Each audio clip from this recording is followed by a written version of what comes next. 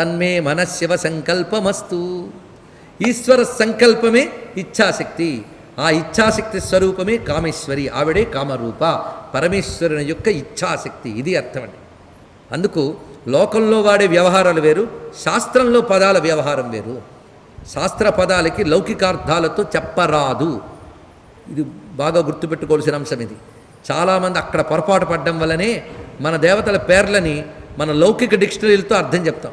శాస్త్రార్థం వేరు, వ్యవహారార్థం వేరు. ఎప్పుడు కూడా ఇది గుర్తుపెట్టుకోవాల్సిందే. కానీ కామరూప, కామాక్ష, ఈ పీఠానికే కామాక్ష అని పేరు. ఇప్పటికీ ఈ ప్రాంతం ఆధారం చేసుకుని అనేక నగరాలు, పల్లెలు కూడా కామరూప డిస్ట్రిక్ట్ అనే పేరుతో అస్సాంలో ఉన్నది.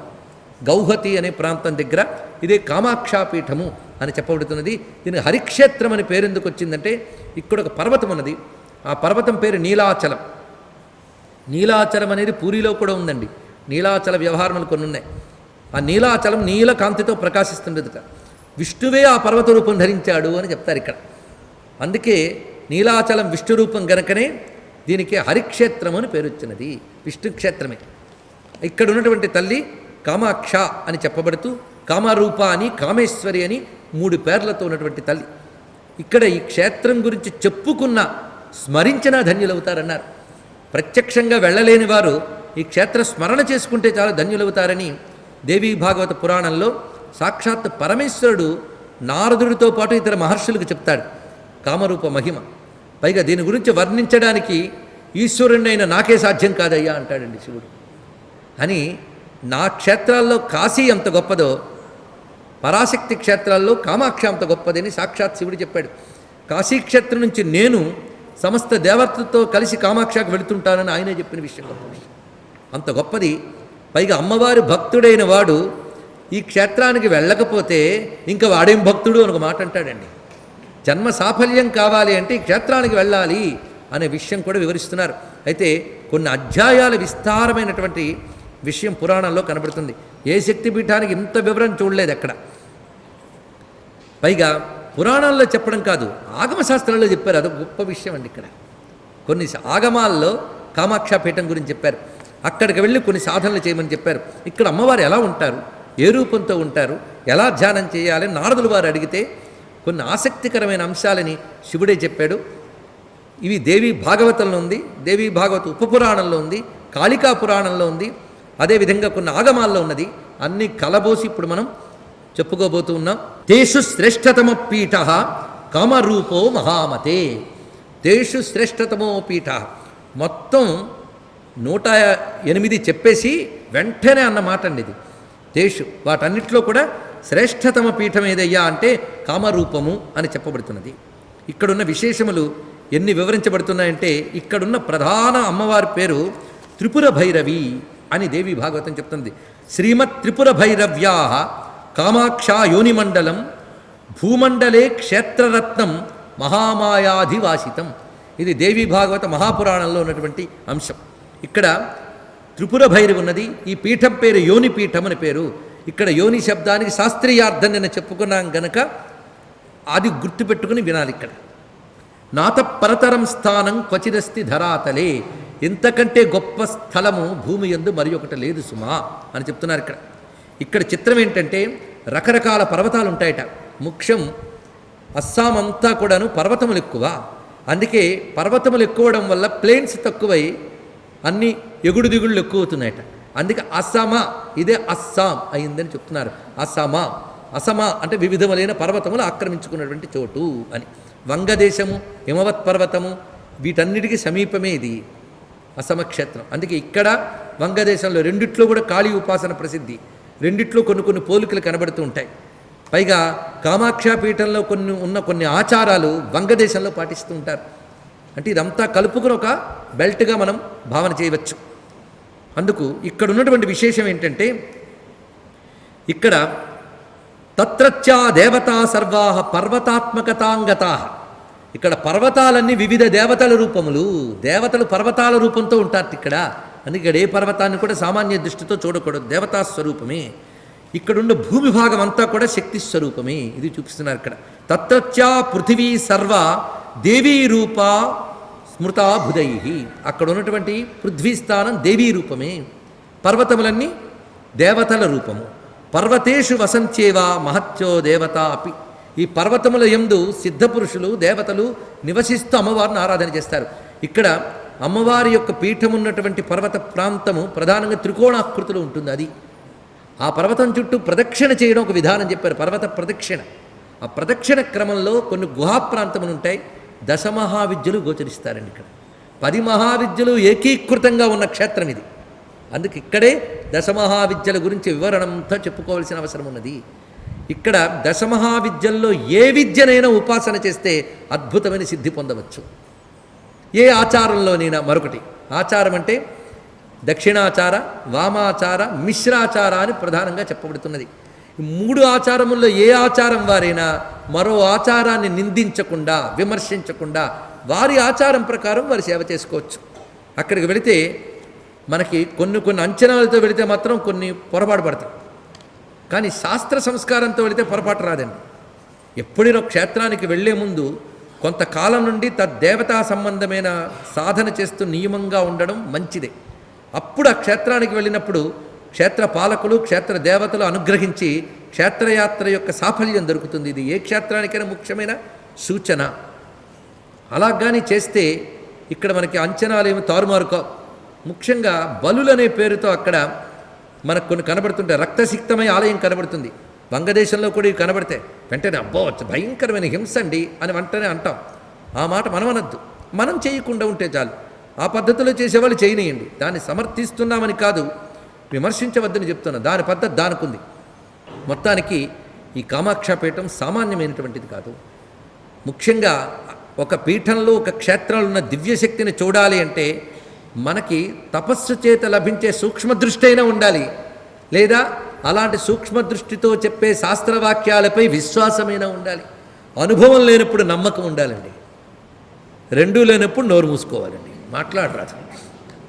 వారి అనుభవం నువ్వు నమ్ము, నమ్మకం లేనప్పుడు ఊరుకో, ఎందుకు మాట్లాడదాం.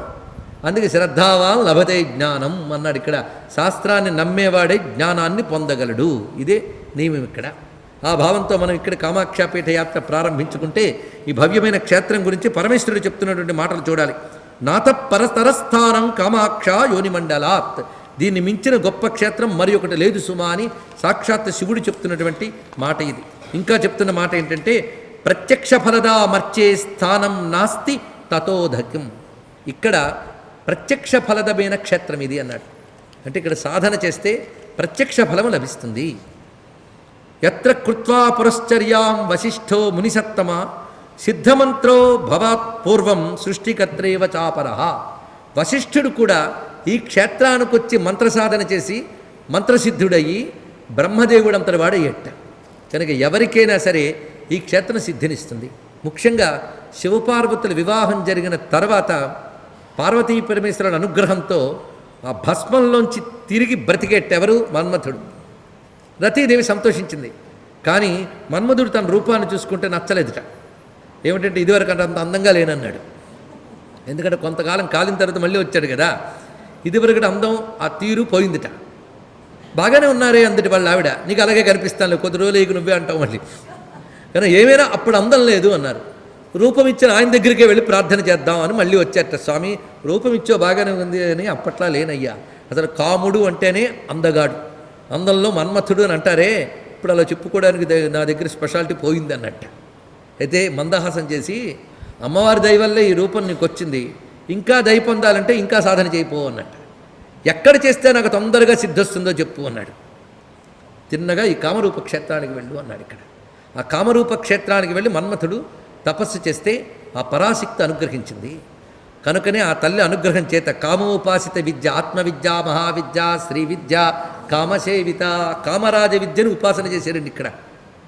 అది సిద్ధి పొందాడు. అందుకే మన్మథుడు శ్రీ విద్య అయినటువంటి కామరాజ విద్యను సిద్ధి పొందిన క్షేత్రం ఇది. అది కూడా కామరూప పేరు రావడానికి ఒక ఆధారము.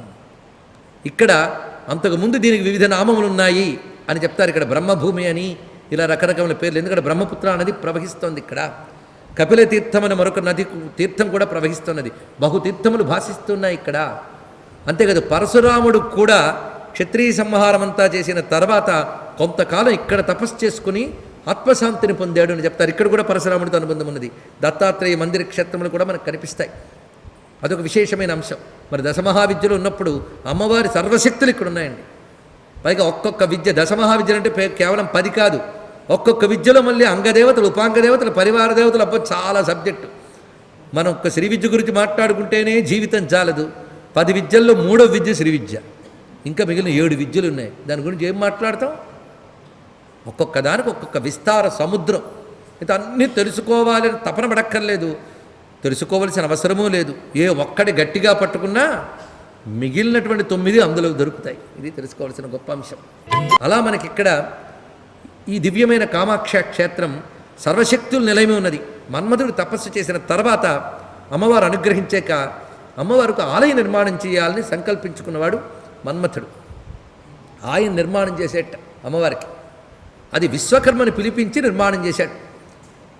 ఆ ఆలయానికి కూడా ఆనందధామము అని పేరు పెట్టాడు ఆయన. ఆనంద స్వరూపము అని. అమ్మవారు ఆనందరూపిణి కదా. ఆనందరూపిణి కనుకనే సుందరి అయింది ఆ తల్లి. ఆనందమే అందమని మనం అనేకమాలు చెప్పుకున్నాం. సచ్చిదానంద రూపిణి. అందుకే భవ్యమైన ఆలయ నిర్మాణం చేసింది ఆయన.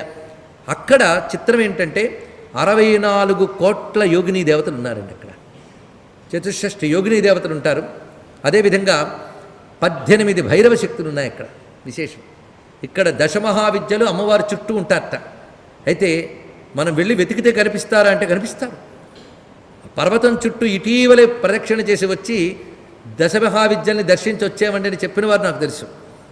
అంతేకాదు అక్కడ మనం చూస్తున్నటువంటి తల్లి ఎవరైతే ఉన్నారో అక్కడ ధ్యానంలో కూర్చుంటే ఆ తల్లి చుట్టూ 9 ఉన్నాయి, మిగిలినవి కూడా. మధ్యలో ఎవరుంటారు, 9 ఎక్కడెక్కడ ఉంటారో కూడా శివుడు వివరించాడండి. అది మనం ఇక్కడ మనస్సులోనే భావన చేసుకుంటే ఆ మనస్సులోనే కామాక్షాపీఠాన్ని భావన చేసుకోవచ్చు. దీనికి కామగిరి అని, కామరూప క్షేత్రమని, కామాక్ష క్షేత్రమని అనేక నామములు ఉన్నాయి. ఎవరైనా ఏ మంత్రాన్నైనా సిద్ధింపజేసుకునేటువంటి క్షేత్రం ఇది. అందుకే వశిష్ఠులు వారు సిద్ధమంత్రుడయ్యాడు. అంతేగా దేవతలు కూడా ఇక్కడ సాధన చేసి ఖేచరత్వం మొదలైన పొందినటువంటి క్షేత్రం ఇది. తస్సైవ జన్మ సఫలం యోగత్వా యోనిమండలే ప్రణమేత్పరయా భక్త్యా దేవీం త్రిపుర భైరవీం. మాటికి త్రిపుర భైరవి శబ్దమే. అన్ని శాస్త్రాల్లో త్రిపుర భైరవి శబ్దాన్ని వాడారు. ఇక్కడ దశమహావిద్యల్లో త్రిపుర భైరవి ఒకరు, త్రిపుర సుందరి, త్రిపుర భైరవి 2 కనబడుతున్నాయండి. ఆలోచించండి. ఇక్కడ ఆ త్రిపుర భైరవి ఎలా ఉంటుందో తెలుసా? ఆవిడ చక్కగా చేతిలో పుస్తకము, అభయముద్ర విధాల్చే కనిపిస్తుంది ఆవిడ. కానీ త్రిపుర భైరవి, భైరవి సుందరి 2 చూపిస్తున్నారు ఇక్కడ. ఈ 2 కూడా ఒకే తత్వం యొక్క 2 రకాల అభివ్యక్తులు. భైరవ అంటే భరత్వ రమణత్వ వమనత్వాత్ భైరవ అన్నారు ఇక్కడ. అంటే సృష్టి స్థితి లయల శక్తియే భైరవం, అదే భైరవి. త్రిపుర ఈ 3 పురముల యొక్క సృష్టి స్థితి లయలు చేసే శక్తి త్రిపుర భైరవి. ఈ భావంతో దర్శించాలి. ఇది పెద్ద ఉపాసన విధానం, భైరవి ఉపాసన. ఇక్కడ ఉన్నది ఆ త్రిపుర భైరవి. క్షేత్ర స్పర్శన మాత్రేణ బ్రహ్మహాపి నరక్షణాత్ ముచ్యతేనాత్ర సందేహ కామాక్షాయా ప్రసాదత. ఇక్కడ అమ్మవారిని మాత్రం కామాక్ష అనే కొలుచుకోవాలన్నారు. అంటే కామ అనే పేరు గలది, అంటే కామేశ్వరి, కామాక్షి ఇలాంటి ఏ పేరుతోనైనా పిలుచుకోవచ్చు. అందుకే అందరికీ పనికొచ్చేది. ఇక్కడ కామాక్ష కవచం అని ఒక అద్భుతమైన దాన్ని చెప్తాడు. అది సుమారు 12 శ్లోకాలు. ఈ శ్లోకం అనుదినం పారాయణ చేయడం అనే విధానం ఉన్నది. అది గురూపదేశంతో పొందవలసినది. కానీ ప్రతివారు జపించి అమ్మవారి అనుగ్రహం పొందడానికి ఇక్కడ శివుడు స్వయంగా చెప్పిన మంత్రగర్భితమైన ఒక శ్లోకం ఉన్నది. దాన్ని ప్రస్తావన చేసుకోవచ్చు, అందరూ జపించుకోవచ్చు. కామేశ్వరీంచ కామాక్షాం కామరూప నివాసినీం తప్త కాంచన సంకాసాం తాం నమామి సురేశ్వరీం. ఇది మంత్రంగా చెప్తాడు ఇక్కడ. కామేశ్వరీంచ కామాక్షాం కామరూప నివాసినీం తప్త కాంచన సంకాశాం తాం నమామి సురేశ్వరీం. ఇది కామాక్ష మంత్రంగా చెప్తాడు మహానుభావుడు. పరమేశ్వరుడు స్వయంగా ఉపదేశిస్తున్న మాటలు ఇవన్నీ కూడా. అందుకే కామాక్ష సదృశం తీర్థం నాస్త్యేవ ధరణీతలే ప్రదక్షిణం కృతం ఏన తీర్థం శ్రీ యోని మండలం. ఈ మండలాన్ని ప్రదక్షిణం చేయడం అనేది కృతం లోకత్రయం తేనా ప్రదక్షిణమశేషత. ముల్లోకాల్ని ప్రదక్షిణ చేసినంత శక్తి కలదు సుమ. అంతేకాదు ఇక్కడ అమ్మవారిని ఆరాధన చేసినటువంటి నిర్మాల్యాన్ని ఒక్కసారి శిరస్సుపై పెట్టగలిగితే వాడు దేవతల చేత కూడా పూజింపబడేటంత పవిత్రుడవుతాడు. వాడికి ఇంక భూతలంలో దేని వల్ల కానీ దేని నుండి కానీ భయం ఉండదు. ఇది చెప్తున్నారు. నిర్మాల్యం శిరసాయస్తు కామాక్షాయా ప్రధారయేత్ సదేవ పూజ్యతామెత్య విహరేద్ భైరవోపమం నతస్య విద్యతే భీతి కుత్రాపి ధరణీతలే. అంటే కామాక్ష గురించి రోజు స్మరణ చేయమన్నారండి. ఆ క్షేత్రాన్ని ఎలా చేయాలంటే కామాక్షా పరమం తీర్థం, కామాక్షా పరమం తపః, కామాక్షా పరమో ధర్మ, కామాక్షా పరమాగతిం, కామాక్షా పరమం విత్తం, కామాక్షా పరమం పదం. ఈ 3 వాక్యములు చెప్పాడు ఇక్కడ శివుడు. ఇక్కడ కామాక్ష అనే శబ్దం మాటి మాటికి వస్తుంది. ఈ కామాక్షయే పరమం తీర్థం, పరమం తపం, పరమో ధర్మ, పరమా గతి, పరమం విత్తం అంటే గొప్ప సంపదట, పరమం పదం అని కామాక్ష గురించి విశేషంగా పరమేశ్వరుడు చెప్తున్నటువంటి వాక్యములు ఇవి. అంతేకాదు ఇక్కడ అమ్మవారు ఎలాగ ఏ రూపాలతో ఉంటారు, దశమహావిద్యలు ఎలా కొలుగుంటాయో కూడా వివరిస్తున్నారు. ఇక్కడ మరొకటి చిత్రం ఏంటంటే హయగ్రీవ విద్య శ్రీ విద్య అని మనకు భావన చేస్తాం. ఎందుకంటే కామాక్షి క్షేత్రమైన కాంచీపురంలో హయగ్రీవ స్వామి మహర్షి రూపంగా ఆశ్రమం పెట్టుకున్నాడండి. ఆ మహర్షి రూపంతోనే అగస్త్యుల వారికి లలితా చరిత్ర అంతా చెప్పారు. ఆ మహానుభావుడు ఇక్కడ కూడా ఉన్నాడు. చిత్రం అంటే కామాక్షి ఏదో అనుబంధం ఉందన్నమాట. అయితే కామాక్ష అనేది మూలాధారం నుంచి మణిపూరం వరకు ఉన్నటువంటి చోటు. కామాక్ష అనేది సహస్రార స్థానం. ఇది తెలుసుకోవాల్సిన గొప్ప విషయం. ఇది ముఖ్యంగా కామాక్షాదేవి స్మరణ వల్ల భ్రూమధ్యం నుంచి సహస్రారం వరకు ఉన్న స్థానానికి ఇది ఓఢ్యానపీఠం అంటే. ఇది తెలుసుకోవాల్సినటువంటి అది కామాక్ష. జాలంధర పీఠం, కామగిరి పీఠం, పూర్ణగిరి పీఠం, ఓఢ్యానపీఠం 4 పీఠాలండి. అయ్యా మరి ఇప్పుడు 50 అన్నారు, 108 అన్నారు, మళ్ళీ 3.5 అన్నారు. మళ్ళీ ఇదేమిటంటే కొత్తగా వచ్చింది. ఇదొక లెక్క, పీఠాల లెక్కలు ఇదొకటి. కామపూర్ణ జకారాక్ష శ్రీపీఠాంతర్నివాసిని అని మాతృకావర్ణ స్తోత్రంలో కనబడుతుంది. మాతృకావర్ణములు అంటే మన 50 అంటే అక్షరములు. అందులో ప్రధానంగా వాటిని విభాగం చేస్తే 4 పీఠాలవి. మళ్ళీ దీనికి దానికి కూడా లింకే, ఒకదానికోటి అంత అనుబంధం దాగి ఉంటుంది. కామగిరి పీఠము, పూర్ణగిరి పీఠము, జాలంధర పీఠము, ఓఢ్యాన పీఠము. వీటి స్థానములు ఏమిటో తర్వాత తెలుసుకోవచ్చు. కామగిరి పీఠం అంటే కాంచీపురం, ఓఢ్యాన పీఠం అంటే కామాక్ష.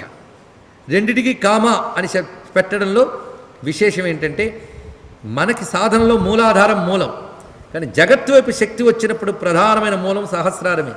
అందుకే అదొక విధంగా మూలస్వరూపమే. ఇది తెలుసుకోవాల్సినది.